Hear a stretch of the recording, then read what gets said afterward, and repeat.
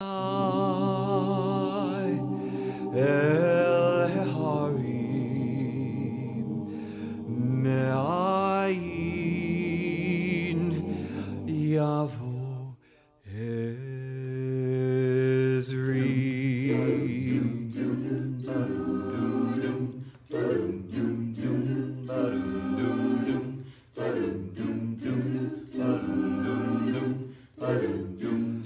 Esaina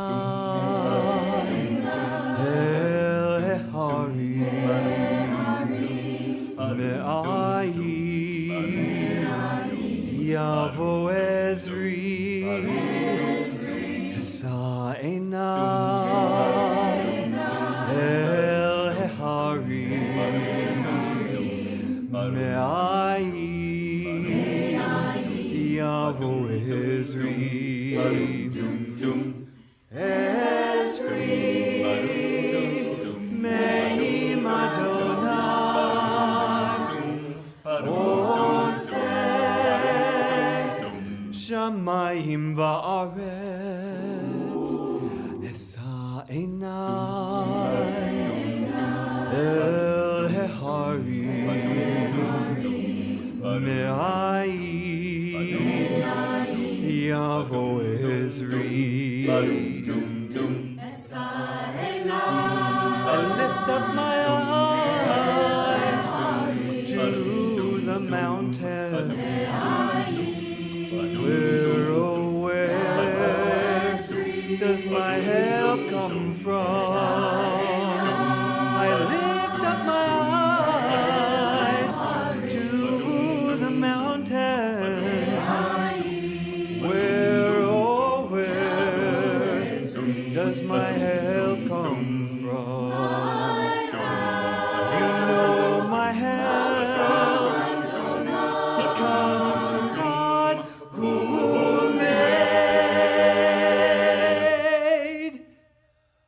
who made heaven and earth. Esainai El Harim Me'ayin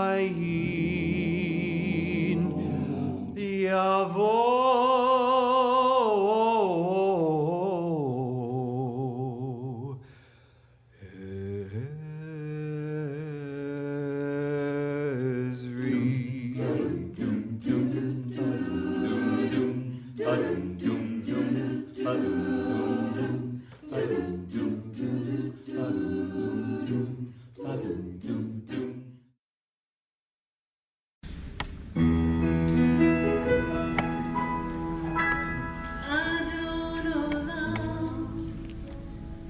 Asher malach b'terem yitzir nivra le'ed naso v'chefzo kol azay melech shemo nikra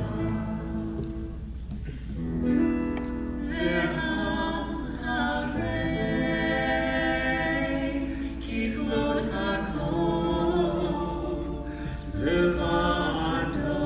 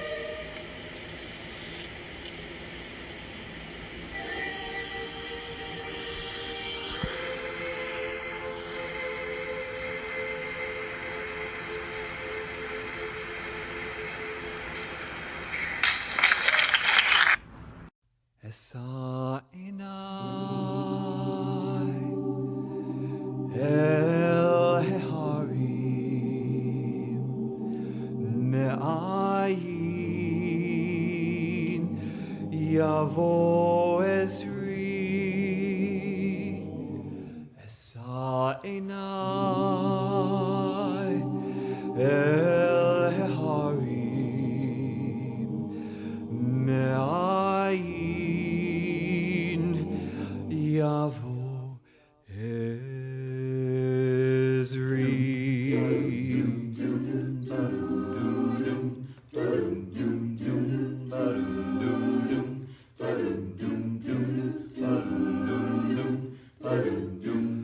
Esa Enai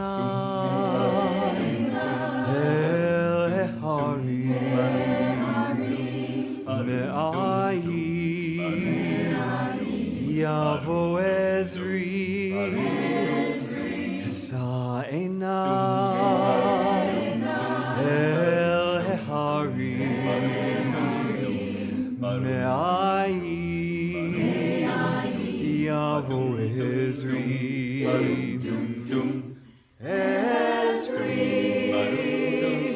Me'im Adonai Oseh Shamayim Va'aretz Esa Enai El Heharim Me'ayin Yavo Ezri. I lift up my eyes to the mountains. Where, oh, where does my help come from? I lift up my eyes to the mountains.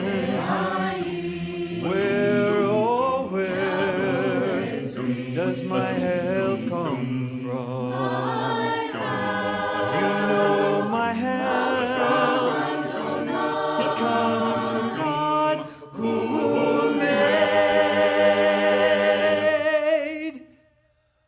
who made heaven and earth. Esa Enai El Heharim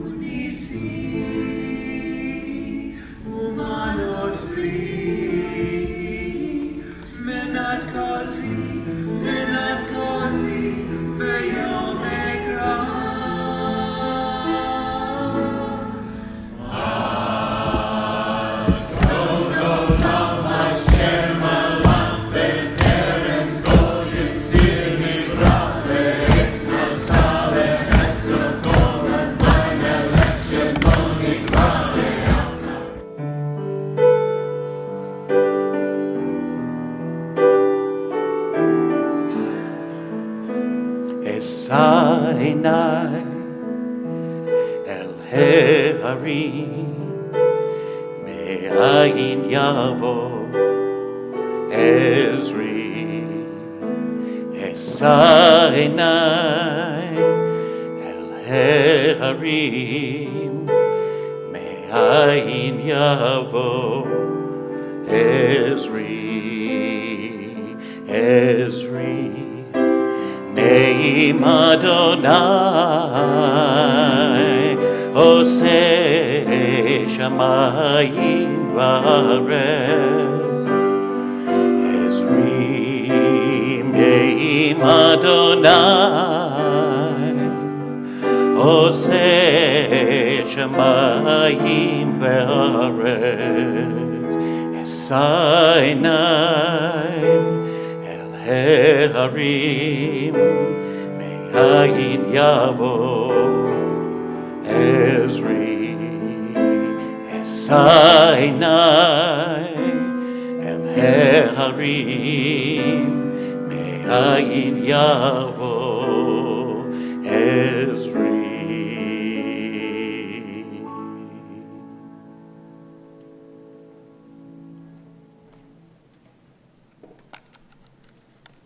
Those are the words of Psalm 121. I lift my eyes to the mountains. What is the source of my help? My help comes from Adonai, maker of heaven and earth. God will not let your foot give way. Your protector will not slumber. See, the protector of Israel neither slumbers nor sleeps.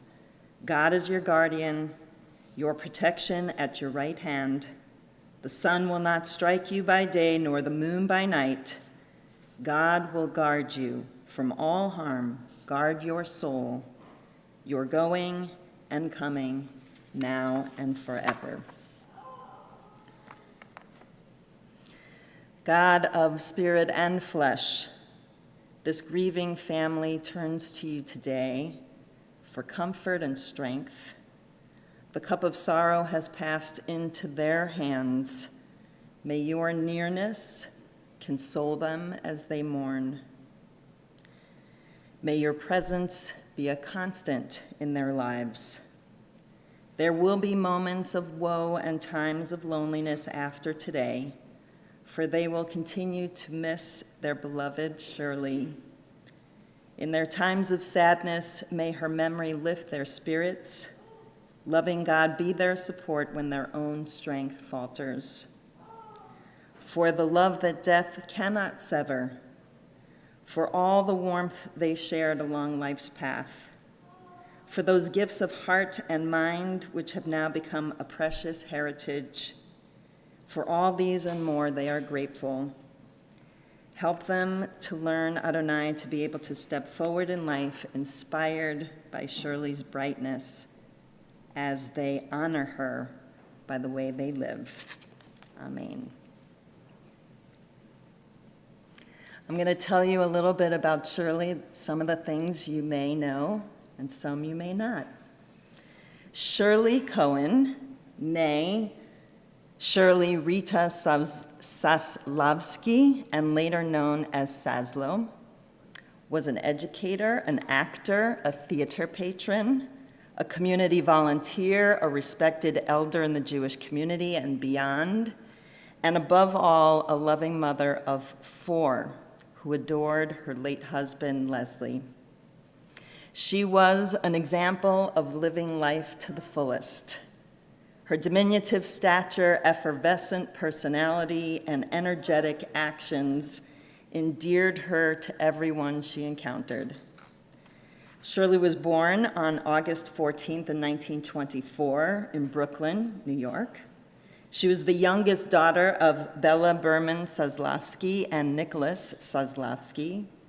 She attended the public elementary schools of Manhattan and graduated in 1946 from Hunter College of the City University of New York.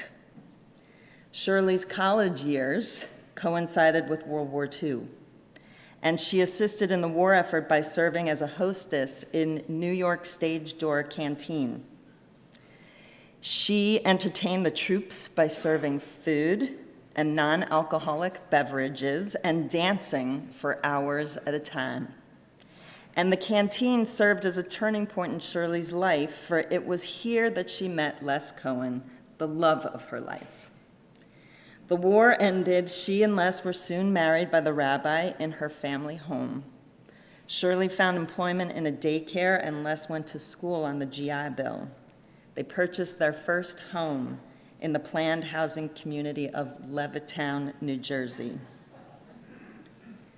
They began their family in New York with the birth of their daughter, Leslie Ann, in 1951. Is it Levittown, New Jersey, or Levittown? Just making sure. David Russell was born in 1954, followed by Adam Roger in 1956. Victoria Beth was born in New Jersey in 1960. Shirley loved being a mother and doted on each of her children. Les's career took the family to Atlanta, Georgia in 1963, and in 1964, Shirley taught 4-year-olds at a church preschool, and a year later, she became a pioneer in Atlanta's Head Start program. Her Head Start career spanned over 2 decades, and many children benefited from her love, support, guidance, and wisdom. The Cohens first moved to Asheville in 1970. They joined Congregation Beth Hatfilah and became active in the Jewish community. In addition to working at Head Start and raising a family, Shirley found time to volunteer at the neonatal unit of Mission Hospital, where she held, fed, and rocked fragile premature babies. She also became involved with the Asheville Community Theater, ACT. 2 years later, Les was transferred to New Orleans, and the family moved yet again. Finally, they retired and decided to settle in Asheville in 1991. For over 30 years, Shirley was involved with ACT. In 1992, Shirley was a founder of the Autumn Players, ACT's outreach company of seasoned actors, directors, writers, and event organizers dedicated to taking the theater experience into the community. In the early 1990s, Shirley became a volunteer at MARS, Mountain Area Radio Reading Service, a radio reading service for the blind and visually impaired. Shirley was an on-air reader, a recorder, and an assistant to the visually impaired station manager. She also became one of the first audio describers for DASI, descriptive audio for the sight impaired, which provides descriptions of stage performances to the blind and visually impaired. At Congregation Beth Hatfilah, she served on our temple's ritual committee, sung in the choir, and offered her service to the synagogue's many activities. In 2013, she was named an Asheville Living Treasure. A few years back, Shirley spoke at the temple about aging. In her speech, she encouraged the congregation to stay active and find new, meaningful things to do. She stated that time is an enigma. It's not how much you do, it is what you choose to do, no matter how small. Shirley touched the lives of many children, seniors, and in-betweens in the Asheville area and beyond. Her positive approach to life served to inspire everyone she met. She contributed much to our community, and she serves as a role model for aging gracefully and actively. Shirley Cohen, what a treasure she truly was. There will be lots of family remembrances. It's an honor to invite first her grandchildren, Jonathan and Nick, to share.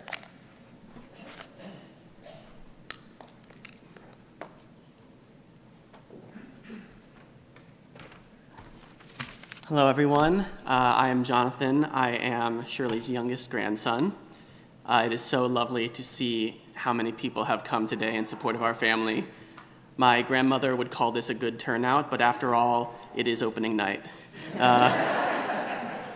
I'm here to just speak a little bit about what my grandmother meant to me and what she was in my life. When it comes to someone leaving us, I feel like a lot of times I hear the words, "They were a firecracker." That feels very appropriate for my grandmother. One of my key memories from childhood is a trip that we took for her 80th birthday some 18 years ago. It was her wish that on her 80th birthday, we would all go whitewater rafting. So we all piled into a tube and made our way down rapids that should not have been crossed by an 80-year-old. I seem to recall a few years later we had to talk her out of skydiving for her 90th. My grandmother instilled in my family a love of theater.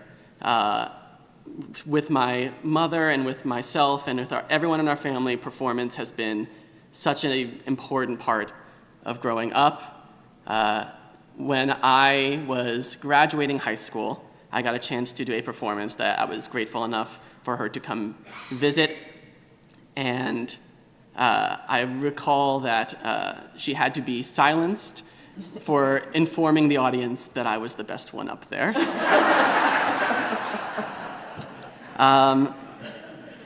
My entire life I had known her as a citizen of Asheville.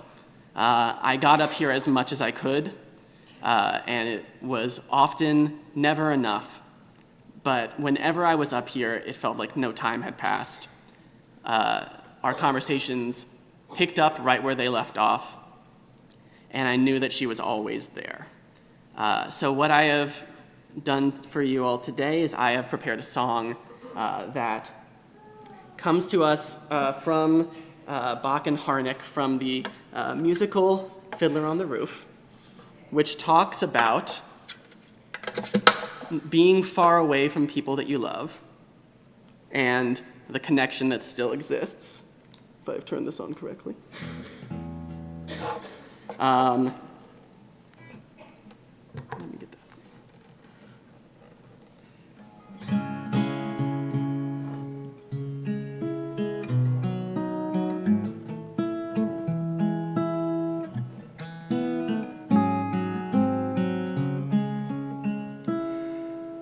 Was soll ich tun, du sollt mich gut verstehen?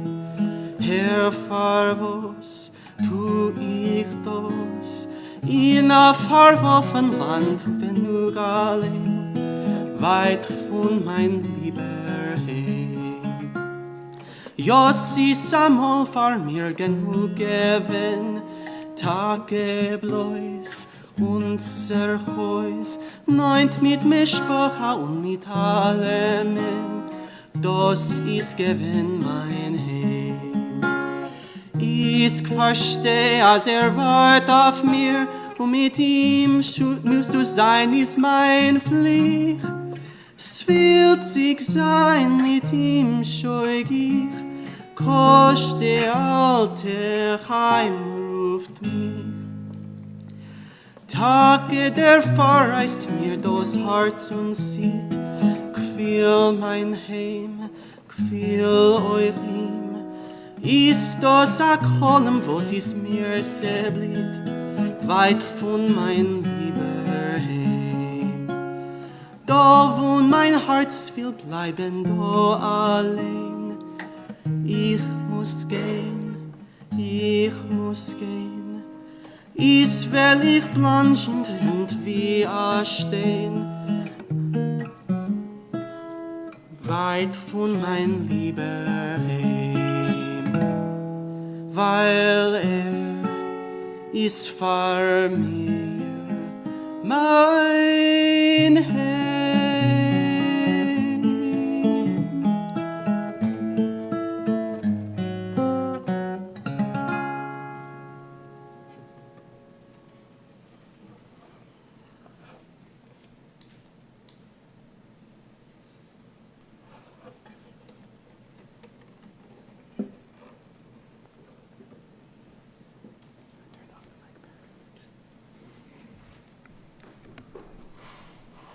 Good morning.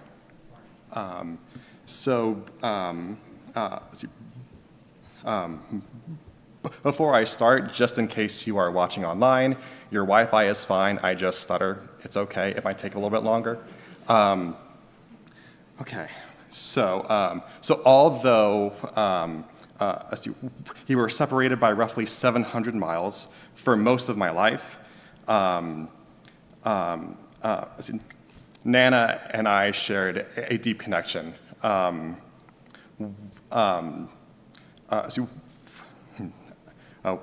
I first learned about the American Revolution as a child, one of the first things I did was to call her up and tell her to leave North Carolina because it was one of the 13 colonies, so it wasn't safe for her.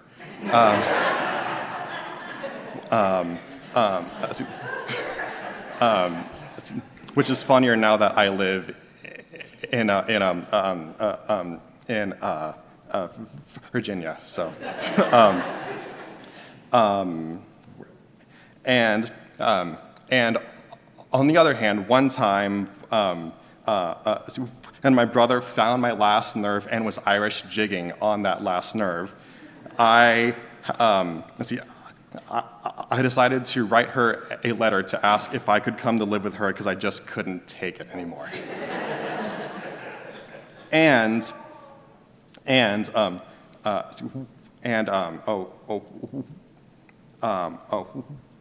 I attended my first National Stuttering Association annual conference. He was there. Being a person who stutters can be a very lonely experience. And to know that my Nana shared that with me,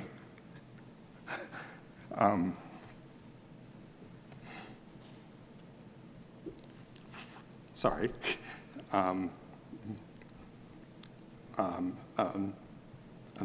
made it better. Even in recent years, we were on a Zoom together, and she had trouble remembering who I was.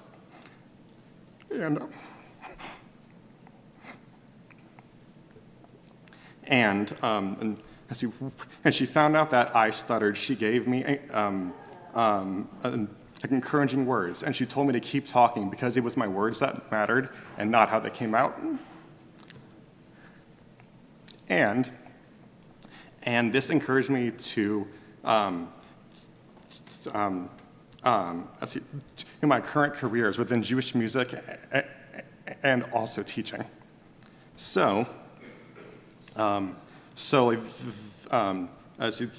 These were two professions that were near and dear to her heart. So lately, I've been thinking a lot about transitions and how we mark them in our faith. So in each tefillah, we are encouraged to practice throughout the day. There are multiple times that we say the Kaddish. There's Chati Kaddish, there's Kaddish Shalem, there's Kaddish D'Rabbanan, Kaddish Atom. I'm sure that there are more Kaddishes that I'm not remembering at the moment, but I should know because I'm a Jewish educator after all. And so these Kiddushes, these Kaddishes mark a transition from one part of our service to the next. So at this current moment, our family is in a period of transition as we navigate this new life without our matriarch. And also as we prepare to add Shirley's first great-grandson in 2 months. So I think it's only right that we mark this moment with a Kaddish of our own. If you know this, I would encourage you to sing along, because after all, I'm a song leader. I don't like singing alone. It's just awkward for me. So your part to sing sounds like this. And let us say, Amen. And let us say, Amen.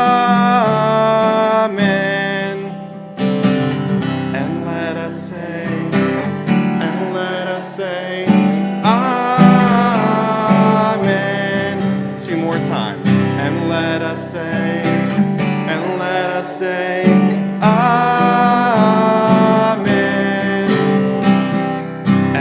us say, May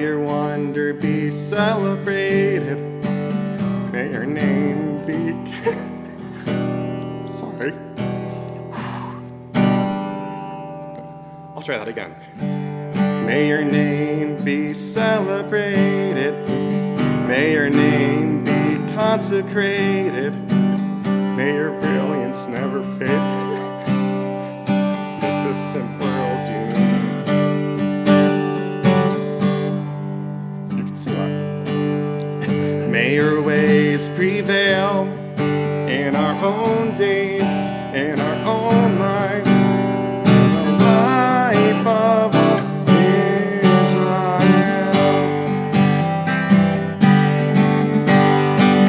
And let us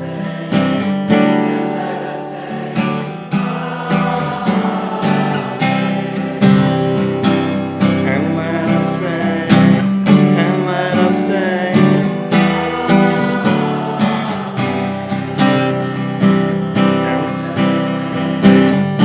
let us say, Amen.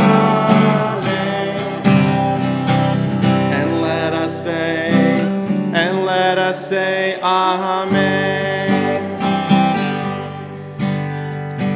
May your name receive the same beauty that you bring, though you are far beyond the sweetest songs we could ever sing.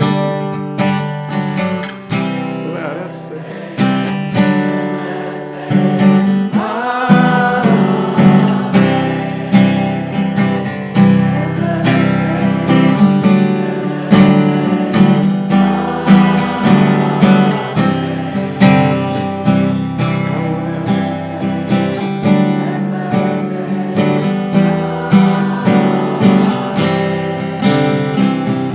and let us say, and let us say, Amen. Thank you.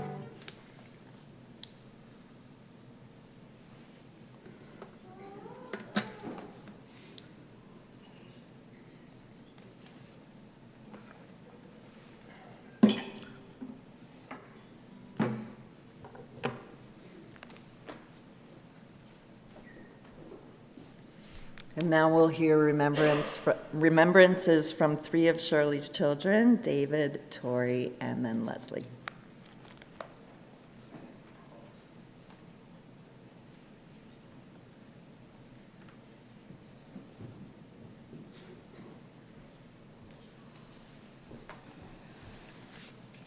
Wow. I was never really into the on-stage part of acting, so I don't have this memorized. The first thing I would like to say is how much our family appreciates my sister Leslie, because she gave up her job, she cleaned out a room in her house, and we couldn't afford to put Mom in a care unit, so she went to live with Leslie. Well, we call her Lissy. That's her name in the family, so I'll refer to her as Lissy.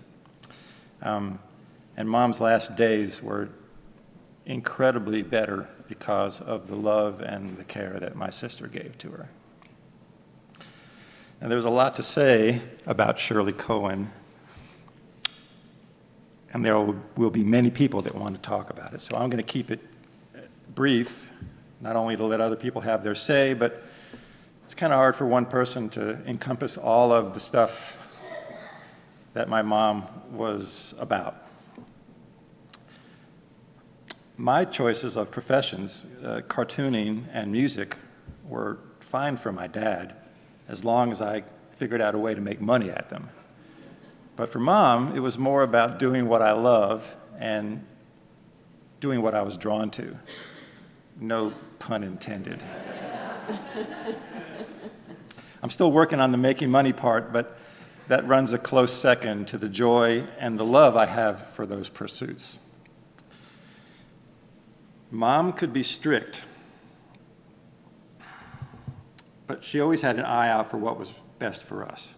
Education, as has been touched on, was very important for her. So when I hid under the bed and did not want to go to school, she would get a broom and poke me until I came out from the bed. When a haircut that she gave me turned out not to be quite right, I still had to go to school, because after all, it would grow back and it didn't cost anything. Having grown up in the Depression, both she and Dad were very conscious about money and what to spend it on. Now, if Kmart had the clothes that were close enough to what the cool kids were wearing that I really wanted, that was what we got. No discussion. Now, I have a lot of history with this temple. It was here that I debuted as a musician back in the 70s. I and a friend of mine played guitar. We played Sounds of Silence. Now, I'm only Jewish by culture and birth. I'm not practicing. So I didn't get bar mitzvahed or confirmed. When we were living in Atlanta, we belonged to a synagogue that Mom and Dad actually helped to start.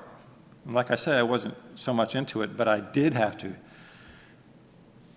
do something. So instead of going to Sunday school, I became an assistant teacher for one of my mom's classes, which meant I still had to get up on Sunday morning and face a bunch of kindergartners. It turned out to be the beginning of my love for children, especially when they weren't mine. Thanks for that, Mom. I can't remember how many times I had to go to the emergency room because of some stupid thing I had done. But she was always very calm about it. And I asked her one time, many years later, I said, "How did you stay so calm? You know, I was freaking out." And she said, "Well, someone had to be calm, and when I got home in a room off by myself, that was when I let go." Well, I never saw that. So she was always the rock. Now, one memory that really sticks out for me, Mom was living at Bella Vista, which was an independent living situation off of Chun's Cove here in Asheville. She was the belle of the ball there. In the common room downstairs, there was a bird cage, and it had a cockatiel, or a cockatoo, I'm not sure which one it was. It was sort of a facility-wide mascot or pet. Mom would go down to the room, she'd sit on a sofa, she'd take the bird out of the cage and put it on her shoulder. I think the bird's name was Jazzbo. She would put it on her shoulder and she would talk to the bird, and the bird would poop on her shoulder. She was blissfully unaware of this. She would talk to the bird and give it the attention that I think was probably the only attention it ever got at that place.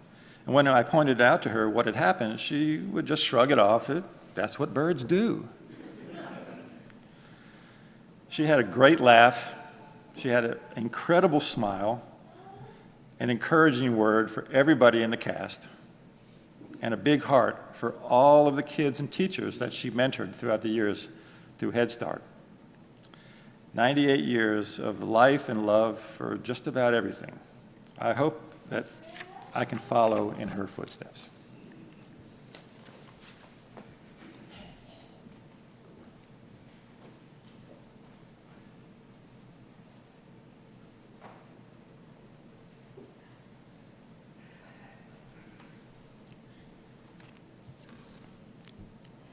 Things I learned from my mom.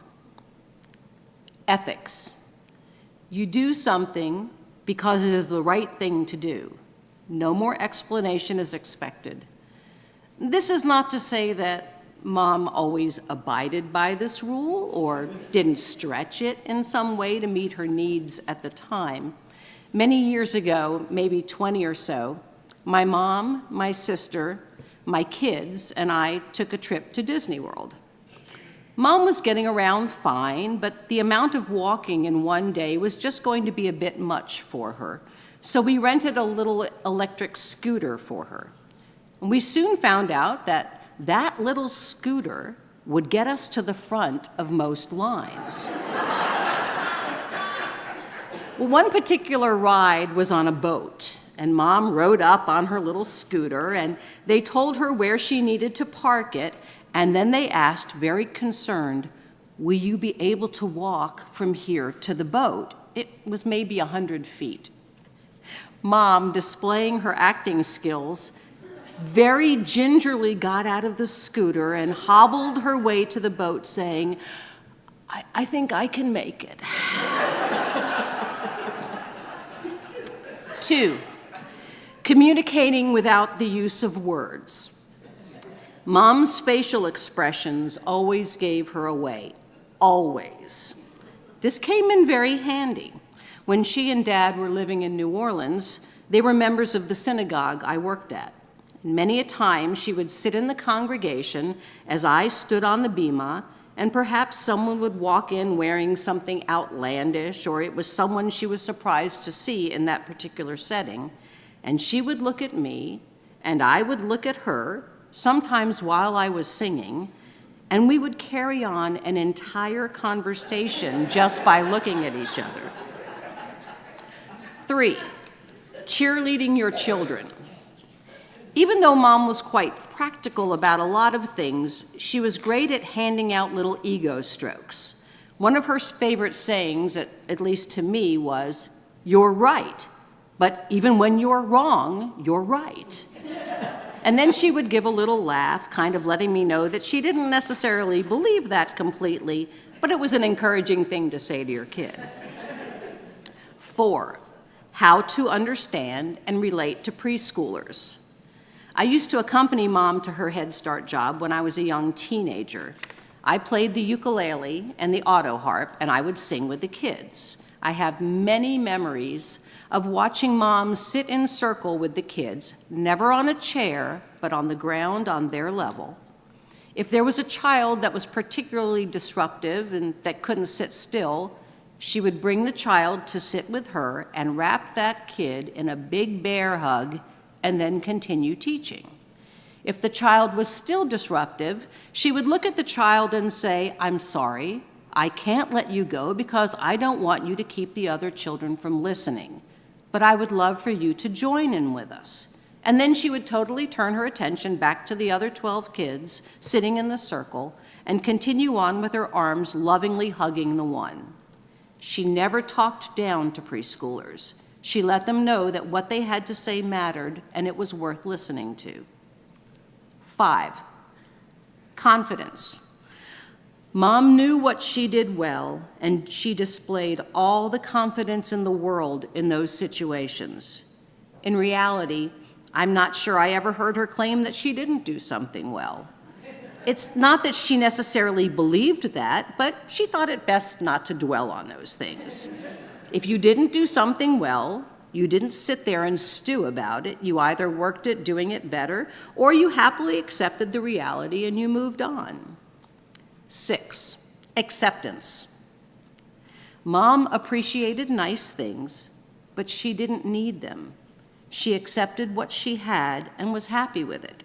She accepted that as she grew older, her hair was going to turn gray, and in reality, she was salt and pepper much earlier than many, something else I got from her, and her face was going to get wrinkles. She never once thought that she needed to intervene so that those things didn't happen.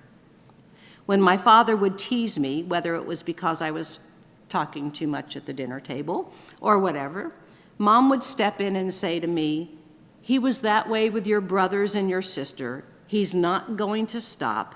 That's how he shows his love." And I learned to accept it. As I was the youngest of 4, Mom referred to me as her baby. When I was a young person, I was not too thrilled with that. But she would say that she was the youngest of 3, and she was the baby, and that I would always be her baby, whether I liked it or not. For as long as I can remember, when I would get off the phone with her, she would always end with, "I love you, baby." Mom, you made such an impact on the people that you came into contact with. We can only hope to be that much of an influence on the people around us in our lives. Thank you for the amazing example that you set. I'll always love you.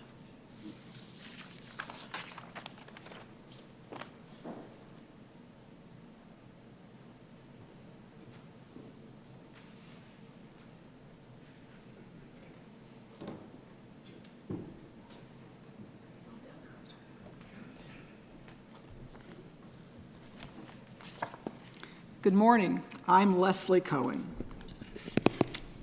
Thank you for joining us today in honoring the memory of Shirley Cohen. To me and my sister and brothers, she was Mom. To her grandsons, she was Nana.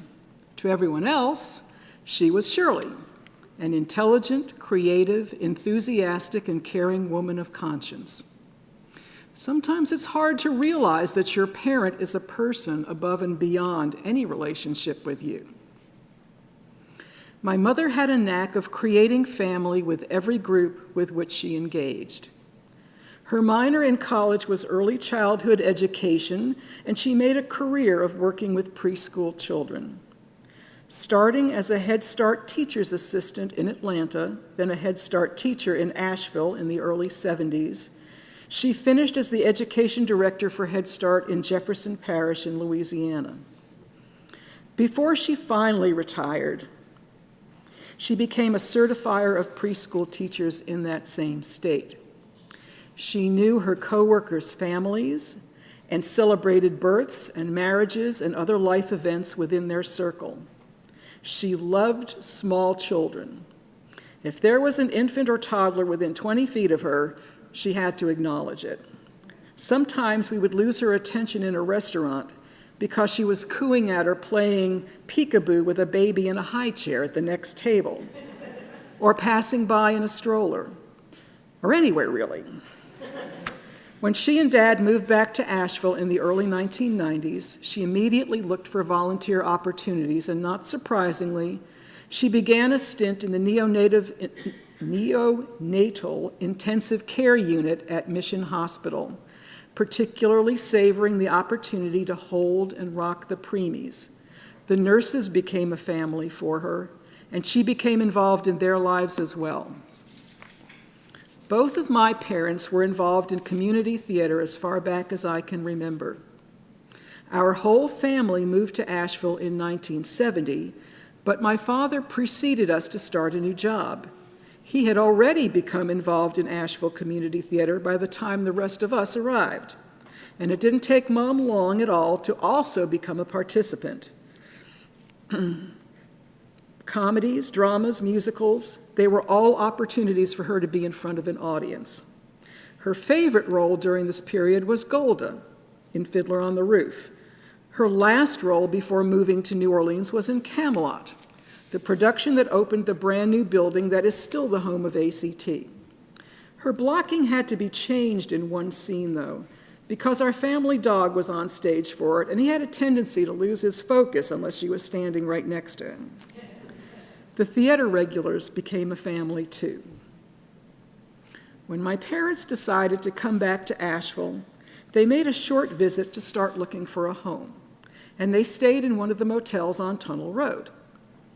At that time, in the very early 90s, guests were not allowed to have dogs with them unless they were service animals. My parents chose to tell the management that Atka, their husky, was Mom's hearing assistance dog. At one point, the three of them, Mom, Dad, and the dog, were waiting for an elevator when someone else joined them and started a conversation. Dad responded, but Mom did not acknowledge the other person at all.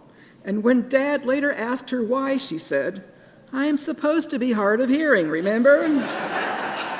She could really get into a character. They immediately renewed their ties with the theater and all its participants. They were founding members of the Autumn Players, the Readers' Theater for Seniors. Dad was more interested in working behind the scenes, but Mom was a very willing performer.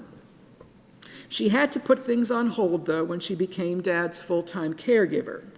And after he passed away, she resumed her theater activities, performing on stage as well as working with the Autumn Players. For a time, she went to local middle and high schools and read such plays as Dracula and Romeo and Juliet, but her regular gig became the once-a-month poetry reading at the Laurels at Green Tree Ridge. If there was an audience, she was ready, willing, and able to perform. She even worked up a one-woman play about a Holocaust survivor and took it on the road. She was herself on stage, which fortunately worked for the parts that she did, but she didn't limit herself to performing. Her volunteering at ACT included ushering, house managing, ticket selling, audition running, costume sewing, and of course, envelope stuffing. That family lasted 30 years.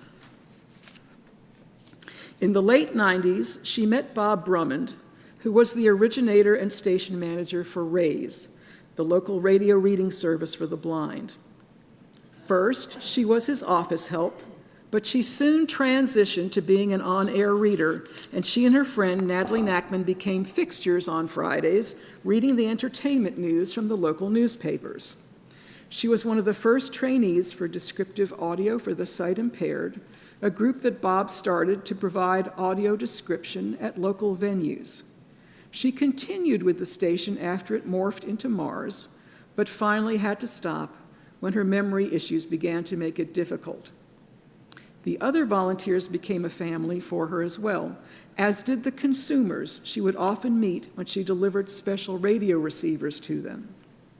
For a time, she served on the board of the Council on Aging and got to know yet another segment of the community. Not that she considered herself old, but she thought it important that seniors be informed and have access to services that would enhance their lives. On behalf of the council, she and other members of the Autumn Players performed short skits published by SHIP, the Seniors Health Insurance Information Program, and another family was formed. Her most personal commitments were tied to the Jewish community. She was instrumental in starting the Elder Day Club at the Jewish Community Center and was a dedicated volunteer for it. She would ride in the van that picked up participants, and along with Natalie and Rusty Shapiro, they called themselves the Three Yentas, she would help with activities and meals. She saw to it that the preschoolers there interacted with the seniors, and she cared about their lives away from the JCC, even lending one gentleman with mobility issues my father's electric scooter. Music was always in her life. Her father was a cantor for congregations in New York City and was the music director of the Jewish music radio station WEVD.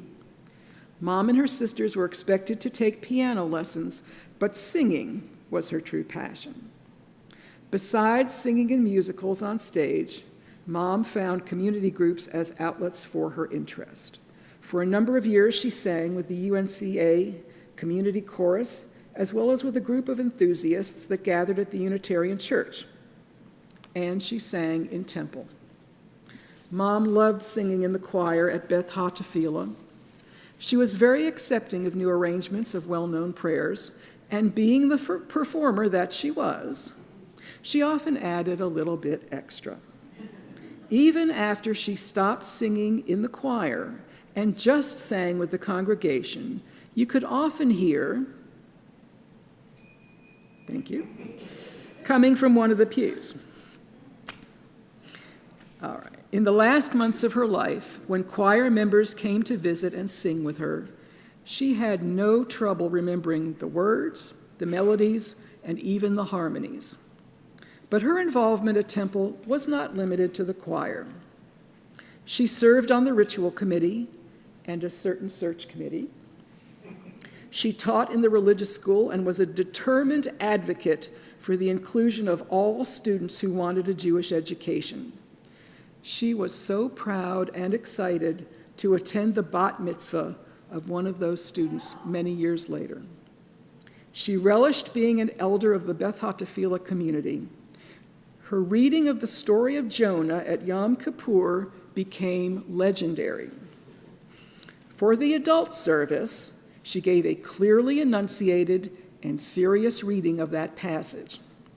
Her version for the children's service was much more entertaining because it involved different voices, pictures, and audience participation. A huge family that showed her its love and appreciation. And then there was the family into which she was born and to which she added. She was a daughter, a sister, a wife and an in-law, a mother, an aunt, a grandmother, and a soon-to-be great-grandmother. She knew that the baby was on the way, and that thought made her smile. She always preferred to dwell on the positive and not the negative. Even when she and Dad faced hard adult situations, we always had food to eat, clothes to wear, music lessons, scouts, and sports. It was her custom to serve dinner from her seat at the table, filling her own plate last. Everything was carefully divided, even a can of fruit cocktail. She made sure that the 5 of us each got a cherry, but left none for herself. I thought she was being a stereotypical self-sacrificing Jewish mother. You know, it's all right, you enjoy. It wasn't until many years later, when she came to live with me, that I learned that she really didn't like the cherries and fruit cocktail and didn't feel deprived at all. Weekends were family occasions with trips to the zoo or state parks, picnics, and afternoons at the pool. As we 4 got older, we didn't always want to hang out with our parents and siblings. But looking back on those times makes me appreciate the foundation both of our parents gave us to be strong, independent, and involved human beings, to care for one another and to strengthen our family bonds. One of her regular sayings, used when we had especially disappointed her, was, "I may not always like you, but I will always love you." And she never forgot that promise. Mom was a supporter, an encourager, a teacher, a mentor, and a friend for all of her families. She would be happy to know that she had a remembered part in your life, and she would expect you to pass on her joie de vivre, not hope, expect. After the service, we will all be gathering in Dave Hall, and once you have provided yourself with a cup full of something and a plate full of something, we would like you to share some of your stories and memories with us. So channel your inner Shirley.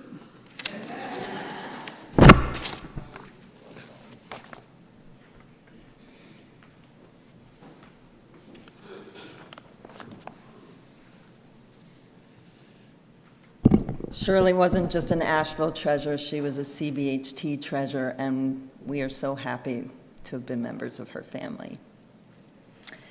And every year when we read Jonah,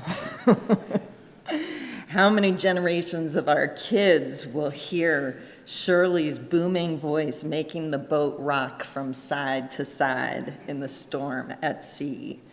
And how many of us adults will miss her theatrical reading voice with which she enlivened our services? Oftentimes I would rely on her to help recite poetry, read psalms and dramatic readings from which she took great pleasure and never disappointed us. I would be remiss to not mention that she was a teacher here also at the temple. She taught our little one. She served as a foster bubby at the JCC. She served as special helper to Ariel Senzon for years and helped her and Susan become Benot Mitzvah. I know how touched their whole family is by Shirley's unwavering support and how interested she was in her development. Nobody mentioned this, but Shirley crocheted. I have a scarf made by Shirley that has pockets for your hands. Was that one of her specialties? And my children had a tic-tac-toe board, which was a crocheted gift that was fun for them to play with at services instead of disturbing. Of course, she sang in the choir, she served on our ritual committee, she took great pride in what we were doing and how services should feel and be. It was a beautiful memory for me to have her family give her a special celebration at her 90th birthday when Tori and the boys came and helped lead services, and then an encore when she turned 95. Though she was proud of all of her children, I think that Shirley shept a lot of nachas that Tori followed in the footsteps of her father, who was a cantor. I think the time that Shirley left the biggest impression on me was when she was in rehab at the Laurels at Green Tree. where she had previously spent some time as a volunteer. And because she never saw herself as needing the help, she remained the helper, even while she was a patient. She took it upon herself to continue to visit the other patients and bring cheer and vitality to the whole place. She was living proof of the fact that no matter what our physical state, we have something to offer, some gift of spirit that we can give. I loved Shirley's spirit. I enjoyed the gifts of her spirit until the end, and I will miss her deeply, and may her memory be for a continued blessing. Please rise.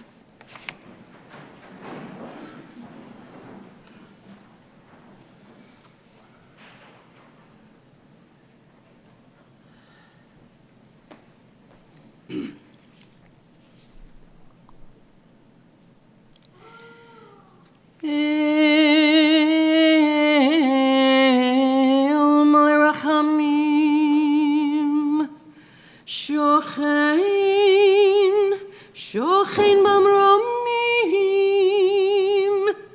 המצויים מנוחה נכונה, תחת כנפי השכינה.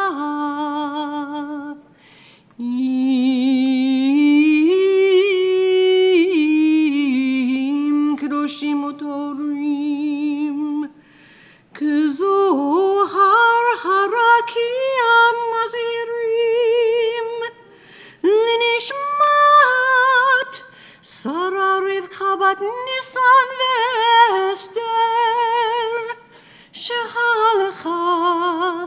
שהלכה לעולמה. בעל הרחמים יסתירם בסתר כנפיו לעולמה, ויצרור בצרור החיים את נשמתה.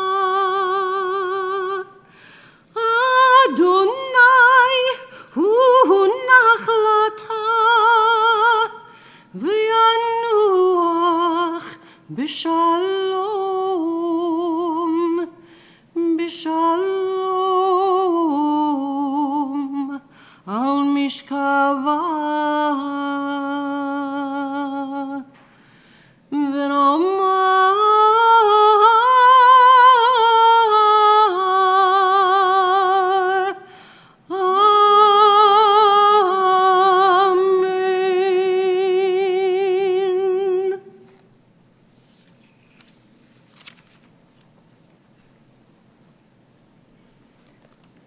O God, exalted and full of compassion, grant perfect peace in your sheltering presence among the holy and pure to the soul of Shirley Cohen, who has gone to her eternal home.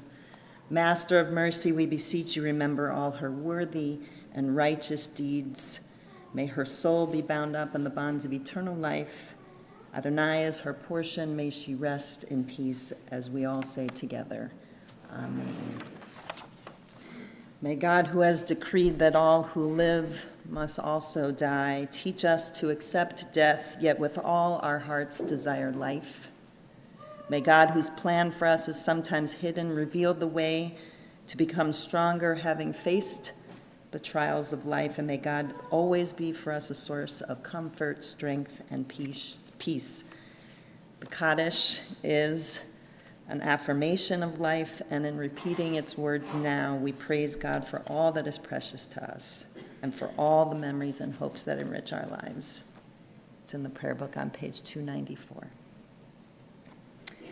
Yitgadal v'yitkadash shemei Rabbah, be'alma divrach chirutei v'yamlich malchutei, b'chayei v'yomei v'chayei d'chol beit Yisrael, ba'agala ubizman kariv v'imru amen. Yehei shmei Rabbah mevarach le'olam l'olmei almaya. Yitbarach v'yishtabach v'yitpa'ar v'yitramam v'yitnaseh V'yitadar v'yit'aleh v'yithalal shmei d'kudasha b'richu. Le'ela min kol berchata v'shirata tush bechata v'nechemata da'amiran be'alma v'imru amen. Yehi shlama rabba min shamaya v'chaim aleinu ve'al kol Yisrael v'imru amen. Oseh shalom b'mromav hu yaseh shalom aleinu ve'al kol Yisrael ve'al kol yoshvei tevel v'imru amen.